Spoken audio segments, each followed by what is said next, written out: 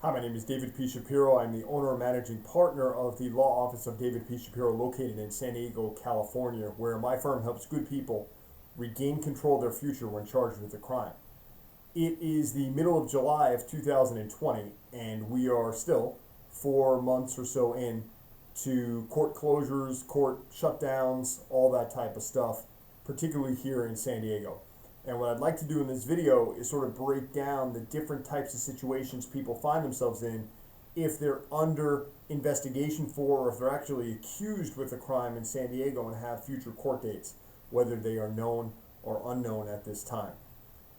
Couple things to start. First, if you're in custody, obviously you're probably not watching this video, but if your loved one is in custody and you're trying to find out what's going on, these hearings are going on as, quote unquote normal as possible through Microsoft Teams. It's basically video court. The person in custody is in the jail they're in.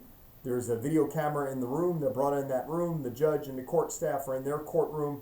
Myself as the defense attorney or that person's defense attorney is in their office or their home, hopefully professionally dressed, hopefully with the professional background, and don't look like they just got out of a workout or straight out of bed. And the district attorney's in his or her office. And the hearing is conducted. It is as normal of a situation in this time as imaginable. Cases are getting resolved. Cases are getting set for preliminary hearings, arraignments, guilty pleas, not guilty pleas. All those things are happening as normal as possible, and they have been happening the better part of the last 3+ months.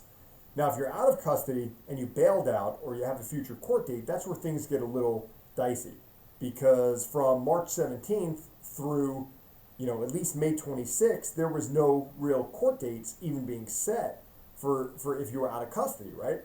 Here we are now, the middle of July, and there's still no court dates being set for out of custody people in July, or in all likelihood, possibly even into August. But what we've been seeing is people who had court dates, let's say a client of ours had a court date, their first court date, May 22nd, somewhere along those lines, they're getting notified now in the mail, and we're getting notified that, hey, your new court date is now September 15th.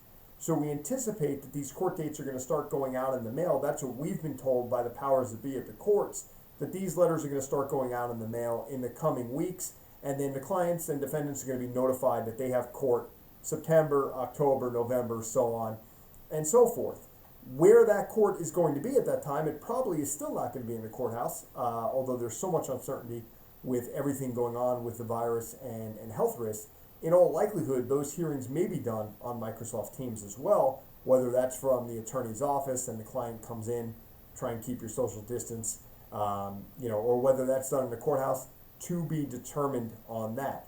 As far as jury trials go, your guess is as good as mine. I mean, there's temporary orders that keep extending the time period of when someone needs to be brought to trial. This is particularly important if you're in custody, fighting your case, and if you obviously want to take your case to trial. You have a constitutional right for that. The issue is how long you're going to have to sit in jail pre-trial until the court can safely accommodate your request for a jury trial. To be determined on that. Post-conviction type relief. Say you have a prior criminal conviction from 2 years ago, 20 years ago, 4 years ago, whatever. You could still file motions to terminate your probation early if you're still on probation. You could file motions to expunge, to set aside and dismiss your prior conviction. A lot of that is being done remotely too, where you send an email with the appropriate paperwork to a designated email address, and the courts have been pretty decent about getting back to us about that.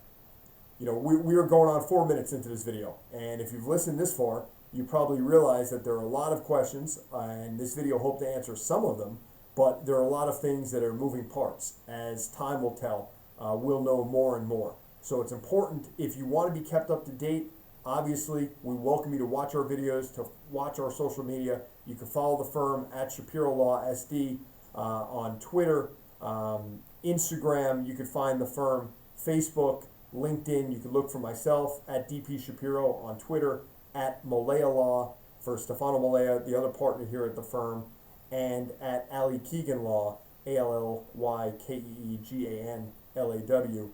Our third attorney here at the firm. Follow us. We'll be on top of it. If you have any questions, you can always reach out to us directly, 619-295-3555.